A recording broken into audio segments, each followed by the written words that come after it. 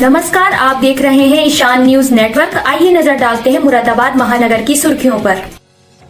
आज civil lines स्थित DM कार्यालय पर समाजवादी पार्टी महानगर के कार्यकर्ताओं ने प्रदर्शन कर ज्ञापन जिला अधिकारी मुरादाबाद को सौंपा, जिसमें मांग की गई है शहर मुरादाबाद में सस्ता गल्ला की दुकानों पर मिलने वाले राशन पर लोगों को राशन के नाम पर परेशान किया जा रहा है। उनसे कहा जा रहा है कि पहले वैक्सीन का सर्टिफिकेट लेकर आओ और बाद में राशन लेकर जाओ। समाजवादी पार्टी की मांग है कि गरीबों को परेशान न किया जाए और सर्वोच्च न्यायालय के भी आदेश है कि राशन वितरण में कोई परेशानी न आए। इन सब मांगों को लेकर एक ज्ञापन जिला अधिकारी को सौंपा गया तथा जिला अधिकारी मुरादाबाद की तरफ से विश्वास दिलाया गया है 21 नवंबर तक राशन सुचारू रूप से दिया जाएगा तथा समाजवादी पार्टी की तरफ से अपील की गई है कि मुरादाबाद की जनता वैक्सीन भी जरूर लगवाए।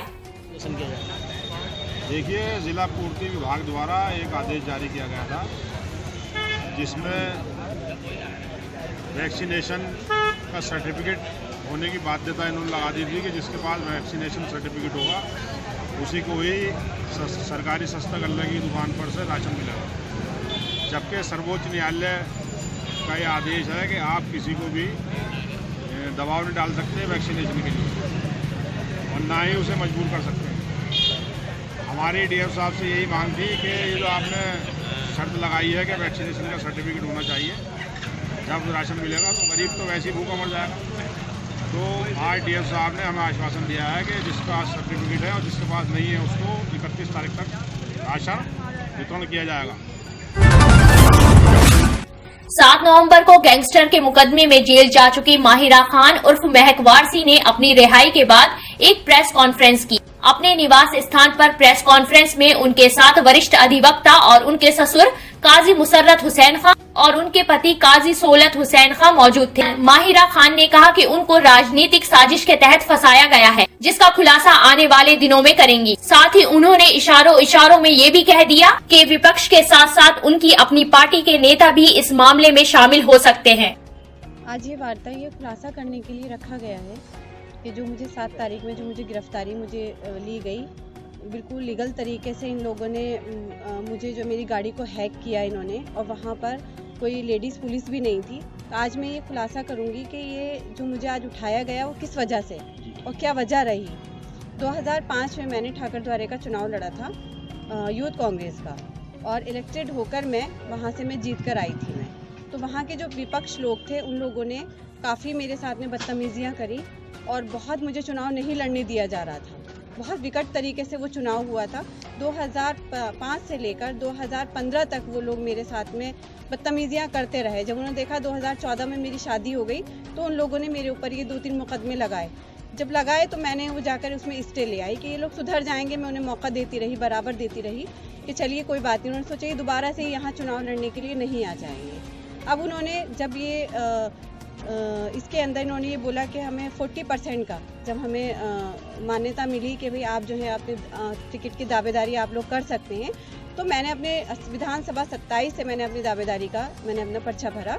तो उन्होंने कहा कि ये दोबारा से कहीं ठाकरद्वारे में नहीं आ जाए। इन्होंने 3-4 मुकदमे और लगाकर इन्होंने गैंग स्टार बनवाई और मुझे इन्होंने मंडी चौक से इन्होंने मेरी गाड़ी को हैक करवाकर इन्होंने मुझे उठवाया। इन्होंने सोचा ये डर जाएगी, डर के अपने घर में बैठ जाएगी, पॉलिटिक्स छोड़ देगी।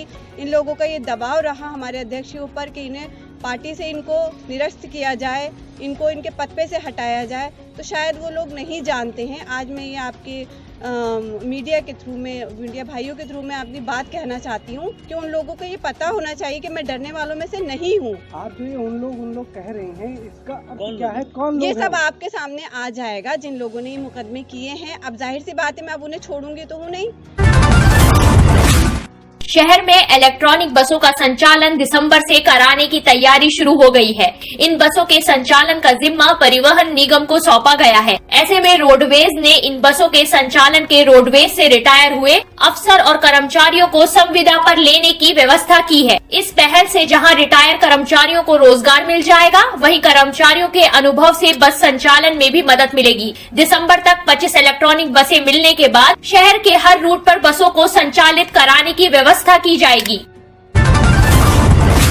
शासन ने अब सूर्यास्त के बाद पोस्टमार्टम करने की इजाजत प्रदान कर दी है, लेकिन मुरादाबाद के पोस्टमार्टम हाउस में स्टाफ और उपकरणों की कमी के कारण अभी यह व्यवस्था सुचारू रूप से लागू नहीं हो सकती है। स्वास्थ्य विभाग के अधिकारियों का कहना है कि शासनादेश का अनुपालन करने के लिए उपकरण और स्टाफ से संबंधित प्रस्ताव शासन को भेजने की तैयारी की जा रही है।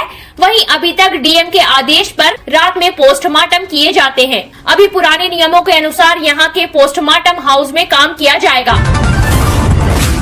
जाति आधारित मतगणना कराने, किसान विरोधी तीनों कृषि कानून संसद में तुरंत वापस लेने, ईवीएम के साथ लगी पेपर ट्रेल मशीन से निकालने वाली पर्चियों का 100% मिलान करने या फिर बैलेट पेपर से चुनाव कराने सहित अन्य विभिन्न मांगों को लेकर राष्ट्रीय पिछड़ा वर्ग ओबीसी मोर्चे ने कलेक्ट्रेट पर प्रदर्शन की और माननीय राष्ट्रपति को संबोधित ज्ञापन जिलाधिकारी को सौंपा।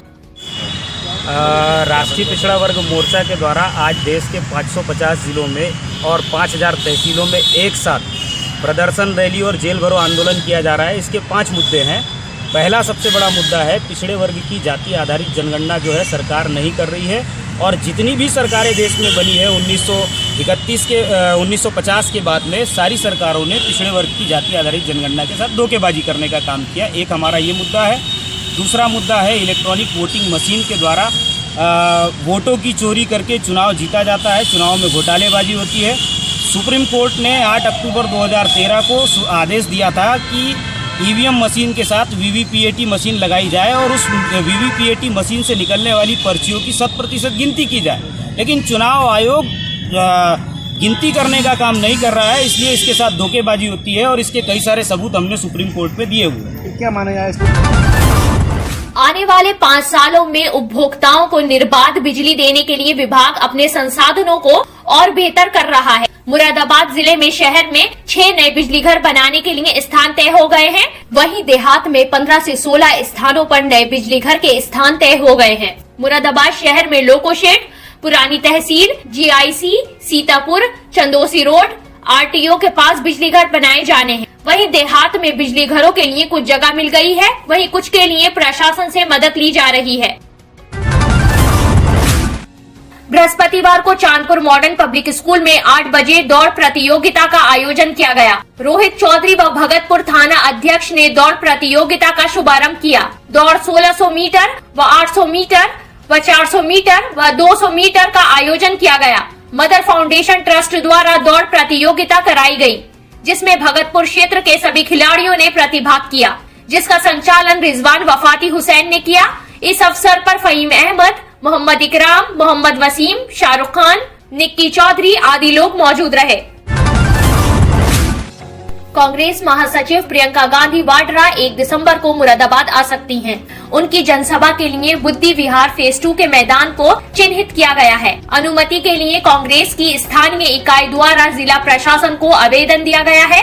अनुमति मिलने के बाद प्रियंका गांधी को इसकी सूचना भेजी जाएगी। इसके बाद ही प्रोग्राम पक्का होगा। बता दें कि प्रियंका गांधी को बीते 15 नवंबर को मुरादाबाद आना था। उनके कार्यक्रम की तैयारियां भी पूरी कर ली गयी थी। वेस्ट यूपी के 12 जिलों के कार्यकर्ता लाइन पर रामलीला मैदान में जुट चुके थे, लेकिन एन वक्त पर तेज वायरल फीवर की वजह से प्रियंका का मुरादाबाद दौरा रद्द हो गया था। उसी समय कहा गया था कि प्रियंका गांधी जल्द मुरादाबाद में जनसभा को संबोधित करेंगी।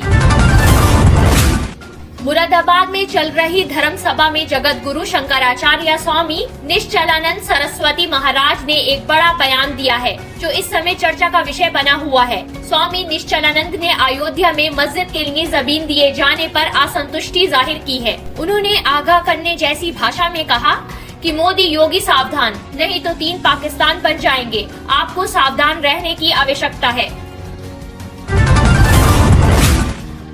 उत्तर प्रदेश राज्य कर्मचारी महासंघ द्वारा पुरानी पेंशन व्यवस्था को बहाल करने जैसे विभिन्न मांगों को लेकर सिविल लाइंस स्थित अंबेडकर पार्क पर 1 दिवसीय धरना एवं प्रदर्शन किया गया। प्रदर्शन में बोलते हुए वक्ताओं ने कहा कि पुरानी पेंशन व्यवस्था को समाप्त करके सरकार ने कर्मचारियों के शोषण का कार्य किया है।